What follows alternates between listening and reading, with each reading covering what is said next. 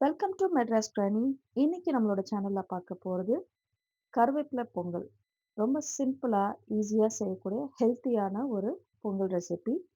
இது செய்யறதுக்கு ஏதாவது ஒரு கப் எடுத்துக்கோங்க. இப்ப நான் இந்த கப்ல வந்து 1 கப் ரைஸ் எடுத்திருக்கேன். அதே கப்ல வந்துட்டு பாதி கப் அளவு பாசிப்பருப்பு எடுத்துக்கோங்க. பச்சரிசி எடுத்துக்கோங்க. இப்ப வந்துட்டு இத நல்லா கழுவிட்டு ஒரு 2, 3 தடவ நல்லா கழுவிட்டு ஒரு 10 நிமிஷம் ஊற வச்சுட்டு பண்ணீங்கன்னா, ரொம்ப நல்லாருக்கும். இல்லன்னா, உடனே கூட பண்ணலாம். இந்த மாரி நல்லா கழுவி எடுத்துக்கோங்க.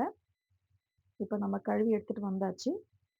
இப்போ இத வந்து நம்ம கருவேப்பில வந்து அப்படியே பச்சையா சேர்க்க முடியாது.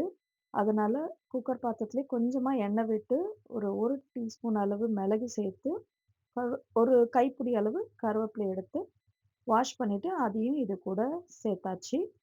சேர்த்துட்டு நல்லா வதக்கி விடுங்க. ஒரு 2, 3 நிமிஷம் வந்து நல்லா வதக்கி விடுங்க. நல்லா வதங்குனதுக்கு அப்புறமா, இத வந்து ஒரு மிக்ஸி ஜாருக்கு ட்ரான்ஸ்ஃபர் பண்ணி வச்சுக்கோங்க. இப்ப இந்த அளவுக்கு வதங்கியிருக்கு. போதும். இந்த வந்து ஒரு மிக்ஸி ஜாருக்கு நம்ம ட்ரான்ஸ்ஃபர் பண்ணி வச்சுக்கலாம்.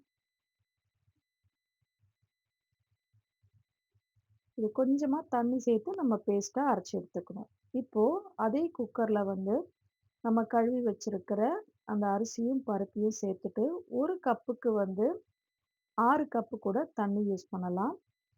6 கப் அளவு நான் தண்ணி வந்து எடுத்து வச்சிருந்தேன் ஏற்கனவே. அதையும் இந்த குக்கர்ல ஊத்திட்டு, கொஞ்சமா உப்பு சேர்த்துக்கோங்க உங்களோட தேவைக்கேற்ப. குக்கர மூடிட்டு ஒரு 6, 7 விசில் நல்லா குக் விட்டுருங்க.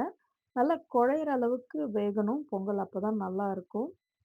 இப்போ நம்ம வதக்கி வச்சிருக்கிற கருவேப்பிலையில கொஞ்சமா தண்ணி விட்டு, இந்த மாரி நல்லா கொஞ்சம் பேஸ்ட்டா அரைச்சு எடுத்துக்கோங்க.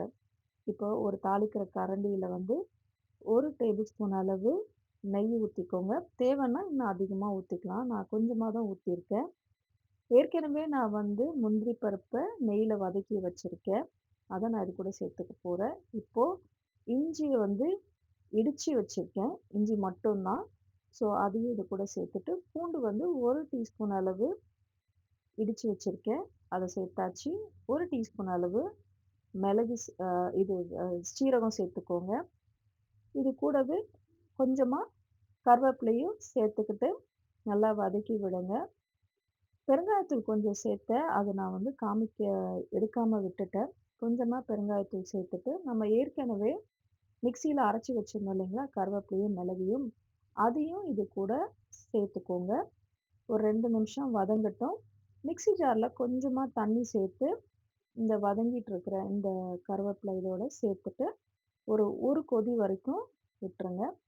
விட்டுட்டு இத வந்து ரைஸ் கூட சேர்த்துக்கலாம். இப்ப பார்த்தீங்கன்னா, பொங்கல் வந்து அரிசி நல்லா வெந்துருச்சு. இப்ப நம்ம ஏற்கனவே வதக்கி வச்சிருக்கோம் இல்லைங்களா? இந்த மிளகு, ஜீரகம் எல்லாத்தையும். அத வந்து இந்த ரைஸ் கூட சேர்த்துருங்க. சேர்த்துட்டு நல்லா கரண்டியால நல்லா ம மசிச்சு விடுங்க. நல்லா பொங்கல் கன்சிஸ்டன்சிக்கு நல்லா வந்துரும். அவ்வளோதான். ரொம்ப சிம்பிளான கருவேப்பிலை பொங்கல் ரெடி ஆயிடுச்சு. ரொம்ப டேஸ்டியா இருக்கும். உங்களுக்கு நெய் இன்னும் அதிகமா தேவைன்னா, இன்னும் அதிகமா யூஸ் பண்ணிக்கோங்க. ரொம்ப நல்லா தான் இருக்கும். ட்ரை பண்ணி பாருங்க. இது கூடவே வேர்க்கடல சட்னி வந்து இந்த காம்பினேஷனோட சாப்பிடுறதுக்கு ரொம்ப சூப்பரா இருந்தது. ட்ரை பண்ணி பாருங்க. தேங்க்ஸ் ஃபார் வாட்சிங் அண்ட் என்ஜாய்.